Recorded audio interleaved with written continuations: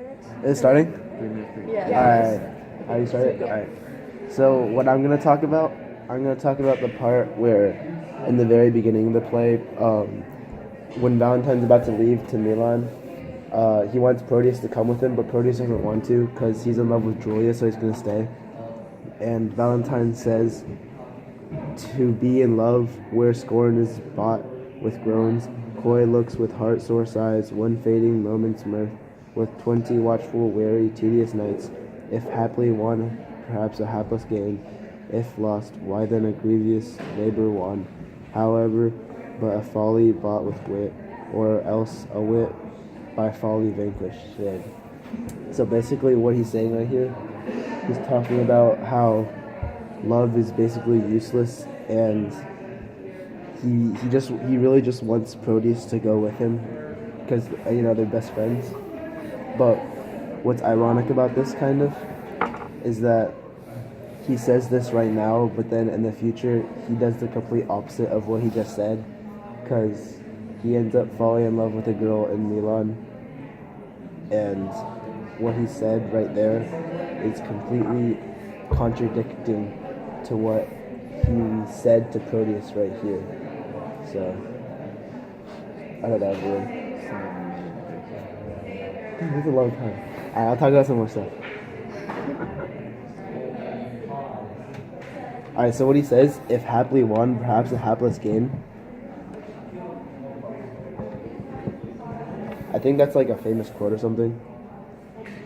And like, if happily won, if you perhaps won, then it's a gain, but if you lose it, then you don't gain anything, because it says if lost, why then a grievous labor won.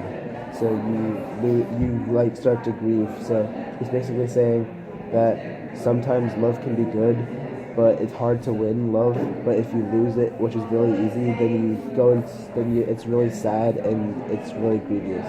So.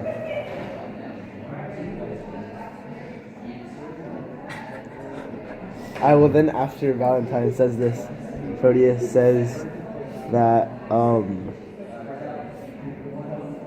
he says that it's not true, but then after Valentine leaves, Proteus actually says that he actually admits that love has caused him some downfall, where he says that he neglected his studies because of love, and that he didn't even go on this trip even though he kind of wanted to.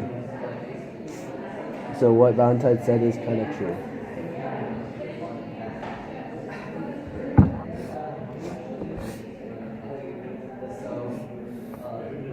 I think it's ironic and really funny, where he was like, "Oh, I love you so much, and I'm never gonna leave you. We'll be together forever, and I won't cheat on you or anything." But then the second he gets to Milan, he's like, "I'm in love with this girl, and I don't like Julia anymore. Julia could die." Yeah, I think I also think it's pretty ironic how he gave pretty much his oath and word and promise to Julia, and he's just like, yeah, and he just immediately when he gets to Milan, he falls in love with a different girl. So he's broken every word and promise that he's given to Julia. And so back then, your word meant your word. Back in Shakespearean time, so what Proteus did could be considered a major sin. Like a moral sin. Yeah, I'd agree. Like, I guess he said he loves her, but he doesn't really, kind of like in Romeo and Juliet at the start. I think it's just it's not really because he actually loved her, but he just he had an infatuation for her. Yeah, I think they're teenagers right now. Yeah. They said that they're taking a gap year because they just got out of either college or out of high school. So he thinks he loves her, but he really doesn't. Yeah, and I really said that it was ironic because, like you said, that Julia made him neglect his studies and lost his focus or whatever. Then, but he dropped her so fast and so this one to remember.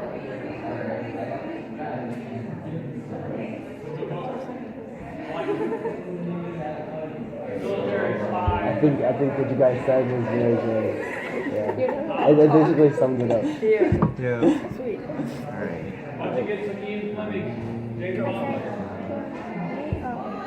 Just pick one. Okay.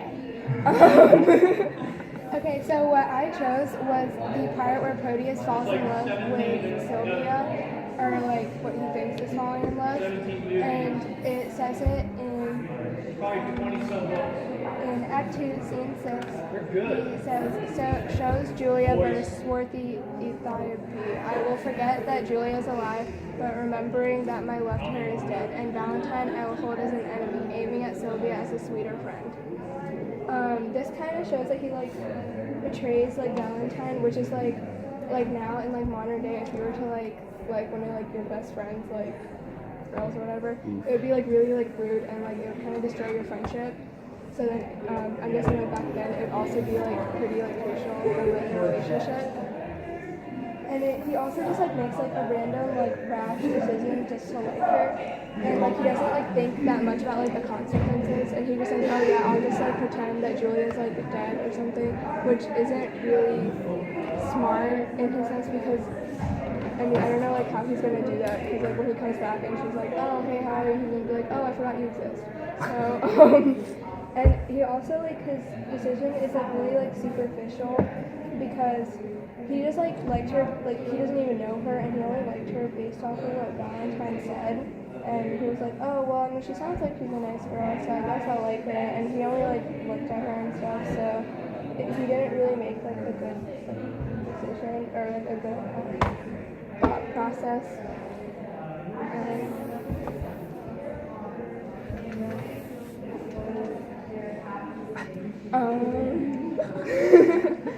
Okay.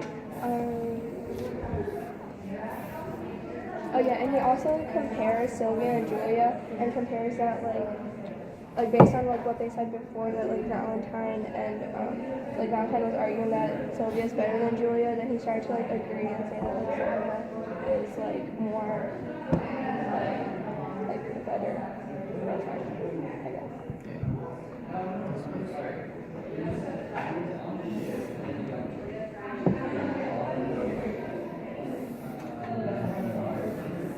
Oh yeah, and what I was saying about like consequences, it didn't really work out, because like first he has to like, even if he wants to like be in love with like Sylvia, he still has to like, because Sylvia likes Valentine and Sylvia's already supposed to marry somebody else, so it's kind of like a bad decision, because he doesn't he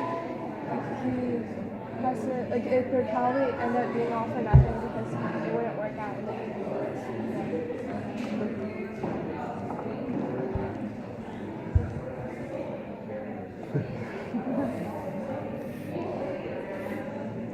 So I think like the implication of one man liking another man's like crush or to be girlfriend or wife, in the real world or in present time, that's like not cool. It's like it's considered like a sin or very greedy and selfish, and I don't think what Proteus did was a very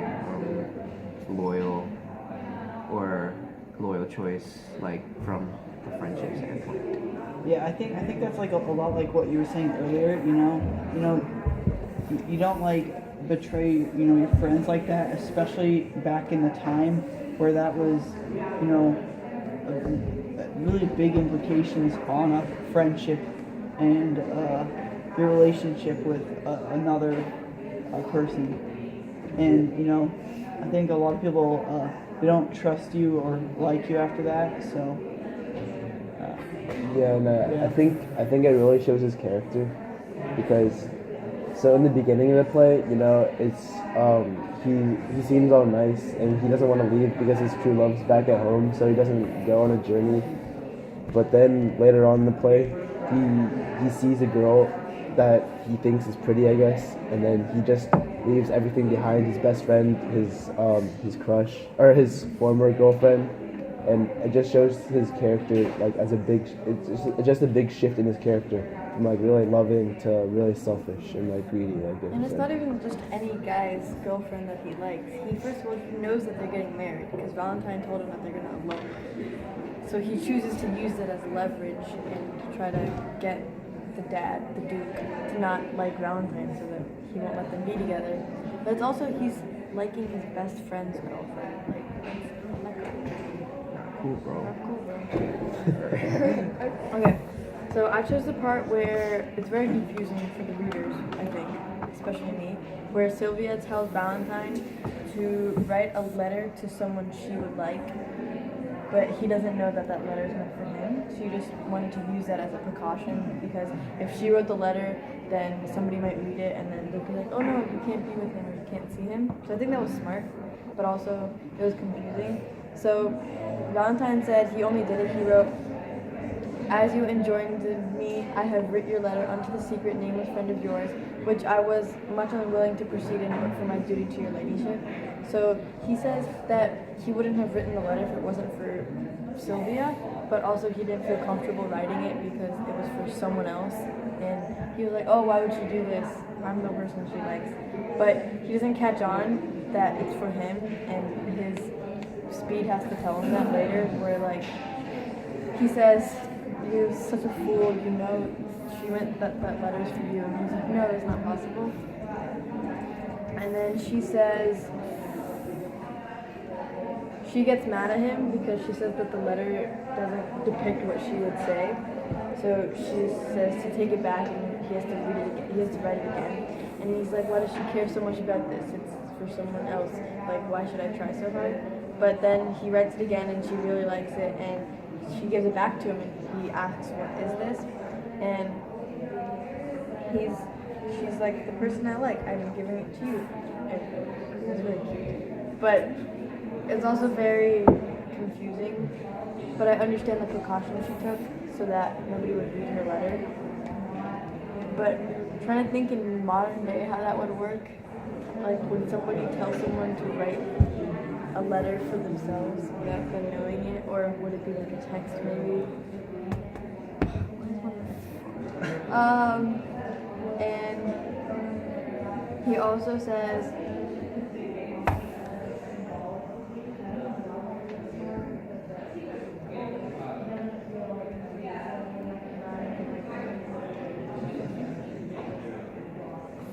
oh, so when Speed is talking to Valentine, Valentine's complaining to him, like, why would she do this? And he says, to do what? And Speed says, to be a spokesman for Madame Sylvia. To whom? To yourself. Why she woos you by a figure. What figure? By a letter, I should say. And Valentine's like, why? She hath not write to me. And Speed explains, what needs she when she hath made you write to yourself? Why do you not perceive the jest? And so I think Valentine's too self-caught up to realize the letter's for him at the beginning, because he's like, there's no way she would write it for myself.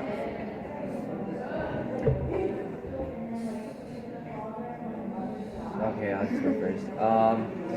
So yeah, like in present day, as you're saying, if someone actually did that, like let's say I was the person and like a girl told me to do that, and then she gave it back, I'd probably be pretty pissed. Yeah. Because I would have been like, hey, you could probably just write it yourself.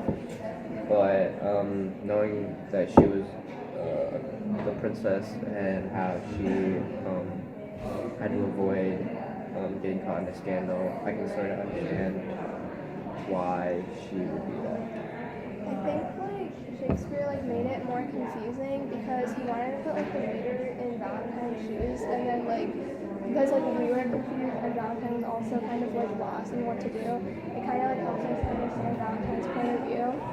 And then like once like Speed like tells him what to do or like tells him like why Sylvia said that, it kind of like shows like your perspective of like some situation.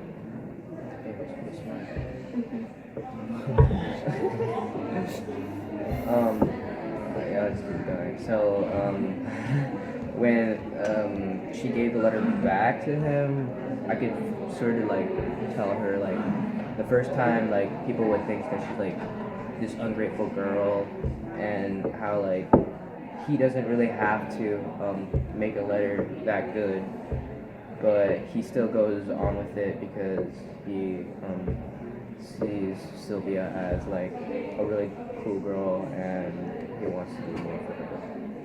Yeah, I could see why Sylvia, when um when Valentine didn't write a good enough letter for her, it wasn't romantic enough. I could see why she got kind of frustrated, because she could clearly see it in her head, but like she couldn't like translate it into his, so she got kind of mad. I could see how that happens though.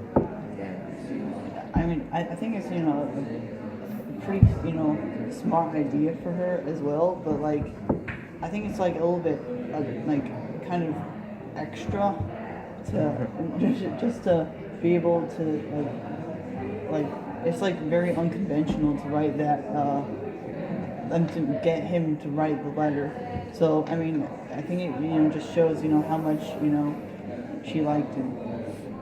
Alright, so I changed which scene I want to talk about. I want to talk about Act 3, Scene 1. So in this scene, in the first part, the Duke is sending Thurio out of the room so that he could have a private conversation with him and Proteus. And after Thurio is sent out, Proteus pretty much tattletales on Valentine and tells the Duke how he is planning to elope with his daughter, and it gets even worse because Proteus acts like he's like the better conscious side of Valentine, and that he is telling this to the Duke because the Duke is too generous of a person that he wouldn't be able to notice that what Valentine is doing.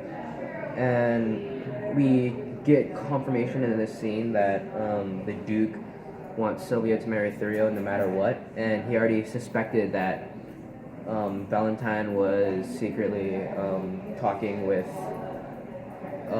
his daughter, and Proteus asked the Duke not to tell Valentine where he got his information from because he doesn't want their friendship to be totally ruined. He just wants Valentine to be away from his love interest. And on Valentine comes back and enters the scene, and he's on his way to Sylvia's window, but the Duke stalls him and says that Sylvia is being a disobedient child, and if you come any further, he was gonna have to throw her onto the streets without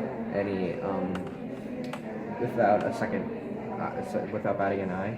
And it doesn't scare Valentine off though, and so the Duke resorts to lying about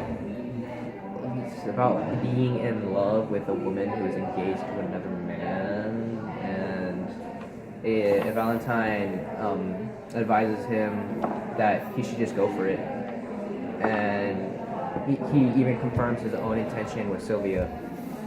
And Valentine even goes one step further and says he knows that the Duke can get a nice ladder to help him steal away his quote-unquote lady, because the Duke lied about having affairs.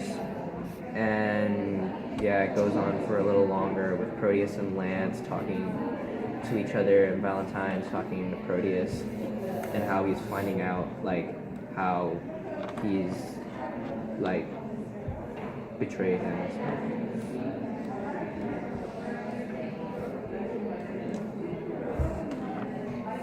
So what I thought was interesting was that why does the Duke want his daughter to marry Thurio so bad? Like, his daughter like he's a prince or something. Yeah, It's like, probably well, the higher class. because- too. Yeah, I mean, that's what, they often, people in that time, they always had, they always had their children, try and get them to marry the person of, like a very high class. Like you can see in other like It books. creates Like, compromise between Yeah. the kingdoms. I don't understand why the Duke lied. yeah, I mean, me I too. get Yeah, why that's he what lied, I but thought. that's Yeah. just, I don't. Proteus should have done that, of course. Like what? Yeah, like why did he lie when he could have just told Valentine to just like go like screw off? Yeah. Yeah, like, But I feel like if you told Valentine that I know that you guys are gonna elope, and Valentine has only told Proteus, I'm sure, because that's his only friend that we know of, then Valentine would know that Proteus told the Duke. But I don't think the Duke thought that much into it. I think he was just trying to be protective, which I understand. Because he would never let Valentine marry his daughter.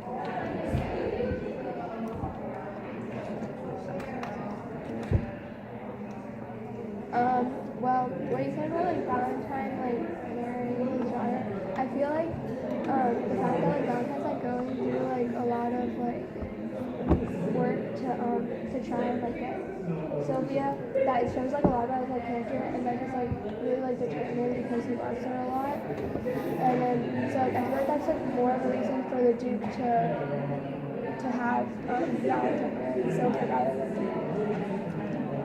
Valentine marries. Did you say Valentine marries Sylvia rather than Thurio? I mean, what you know what I mean. Oh, okay. So, my thing was about when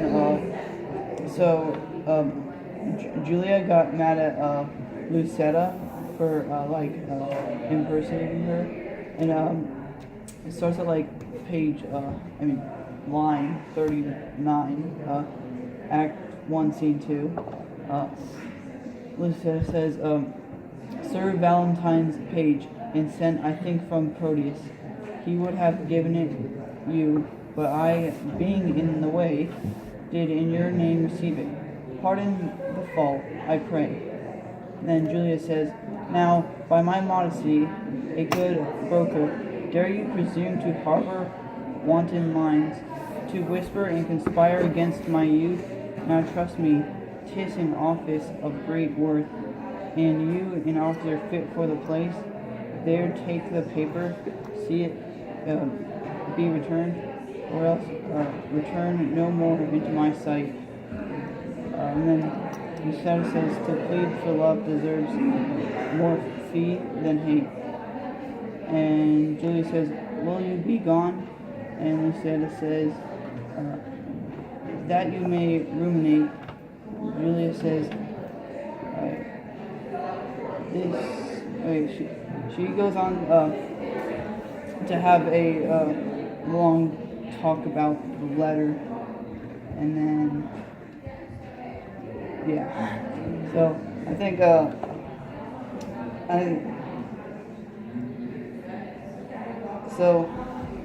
I think it's kind of important, like, because like we already said like 2 other times, it's like them having an argument and not being able to trust each other anymore, and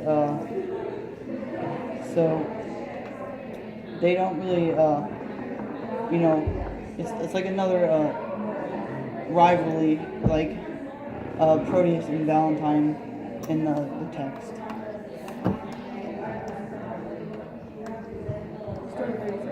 Okay, let's see. It seems also Julia kind of like just leaves and just like doesn't seem to want to see her anymore. Like Julia says, as I said, will you be gone? Oh no. Yeah. And then Lucetta, leaves for that.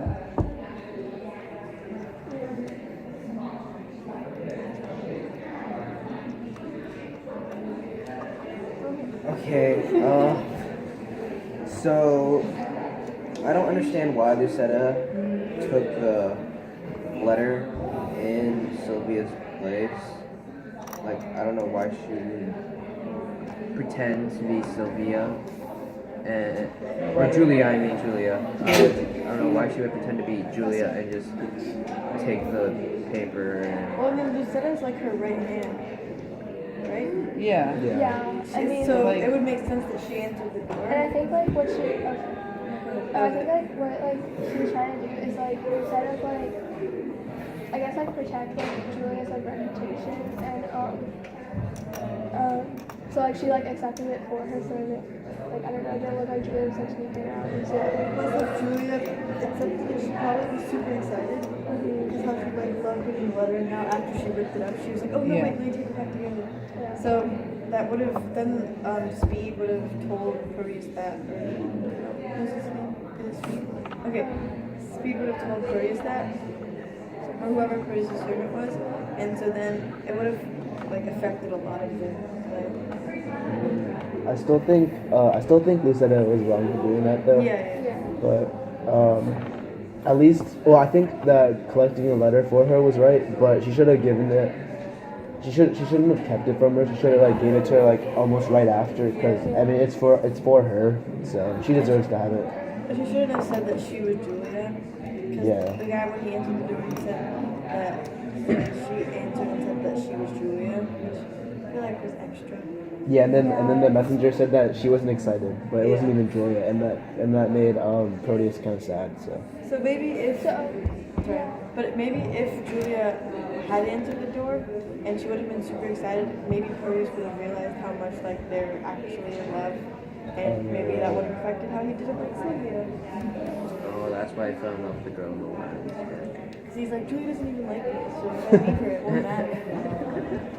Alright, now we have to debrief the process. We just have to debrief it. I think everything that Shakespeare does is intentional. So how he made the scene with Valentine writing a letter to himself confusing for us, like you said, made us feel like we were in Valentine's spot. And then once Speed cleared it up, we were like, oh. So I think that was really smart, of course. So I feel like Shakespeare in his writing is always very cryptic, and he never flat out says things, and when he does flat out say things, it's like it might not even be related to the actual plot, but he likes to make the reader think, and he likes to make sure that the reader is constantly engaged with every single word that is being said, because even like a tiny phrase can become like a really big like plot device later on of the play. Yeah, I mean, I agree. I think there's like a lot of analogous sort of lines or like paragraphs in his text to make you think about, you know, how that is related to the text, but it kind of complicates it a little bit more and makes it harder to interpret his meaning, the meanings of his words. Emotion is a big thing. Because he wrote those plays, so when people are acting it out, it's probably easier to understand. I also think like what he does is like he also builds up like a lot of like the actions that characters do into like their characterization. So then like even like minor characters, they still pretty much have like a good like background, but like we can like tell a lot about them like based on just what they're saying. Yeah, it's true. Like almost everything he says, I feel like it has like a double meaning to it. So, are we good? Yeah. Alright.